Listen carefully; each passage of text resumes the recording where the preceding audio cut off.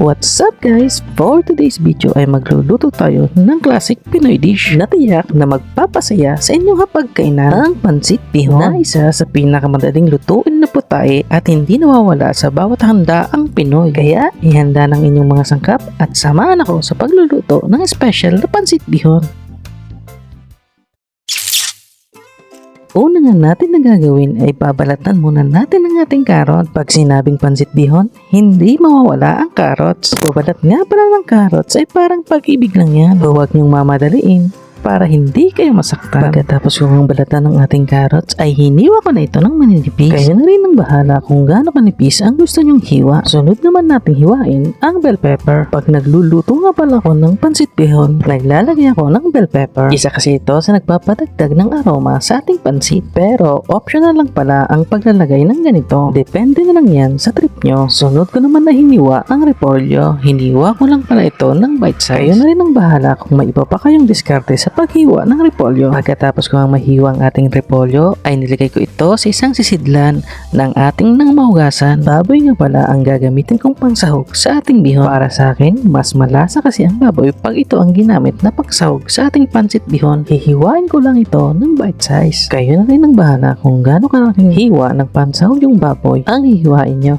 Una ko nga palang sinalang ang ating pansahog na baboy. Medyo pakukuran ko lang ito hanggang sa bahagyang lumambot magmantika. Yung mantika kasi na mapoproduce ng ating baboy ay yun rin ang gagamitin nating panggisa sa ating mga aromatics at panggisa sa ating gulay. At pag nagmantika na nga ang ating baboy ay medyo igisa lang natin ito hanggang sa mag golden brown ang texture nito. At pag nakuha na nga natin ang consistency na gusto natin sa ating baboy ay ilagay na natin ang ating carrots. Una ko palang ginigisa ang gulay ng ating pansit bihon. Mas lumalabas kasi ang aroma ng ating gulay pag naigisa ito. Isunod na nga natin igisa ang ating repolyo. Mas huli ko nga itong iginasa dahil mas madali itong maluto kaysa sa carrots. Para sa akin, mas maganda kung half cook lang ang pagkakaluto ng ating carrots at repolyo. Pagkatapos nga na maisalang natin ng ating mga gulay ay mekos na natin hanggang sa makuha na natin ang consistency na gusto natin. At pag nakuha na nga natin ang consistency na gusto natin ay ahunin na natin ito at pagkatapos iset aside muna natin. Sunod naman natin igisa ang ating mga aromatic. Pinagsabay ko na nga pala ang bawang at sibuyas na isa. Igisa lang natin ang ating mga aromatics hanggang sa bahagyang lumabas ang aroma nito. Sunod naman natin ilalagay ay ang ating toyo. Pag medyo kulang pa ang toyo na inilagay nyo, pwede nyong gamitin yung toyo ng jowa nyo. At pag nailagay na natin ang ating toyo, isunod na natin ilagay ang ating tubig. Antayin lang natin ito hanggang sa kumulo. Habang hinahantayan natin ang pagkulo ng sabaw ng ating bihon ay ilaglag na natin ang ating pork cubes, oyster sauce at bell pepper nang lumasa na ito sa ating niluluto. At pag kumulo na nga ang sabaw ng ating pansit bihon ay ilaglag na natin ang ating noodles. Ang pansit bihon, antayin lang natin ito hanggang sa bahagyang maluto. At kung bahagyang naluto na nga ang ating pansit bihon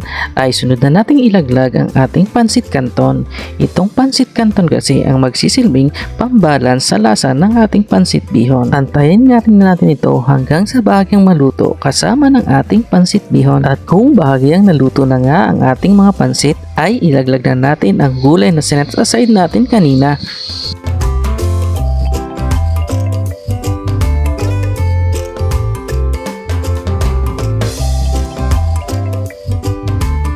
Pagkatapos nga na may halo natin ang ating gulay sa ating pansit bihon ay pwede na natin itong ahunin.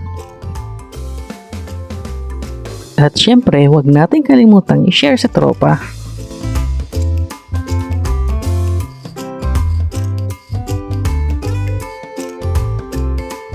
Salamat sa panonood. Hanggang sa ulitin. Paalam!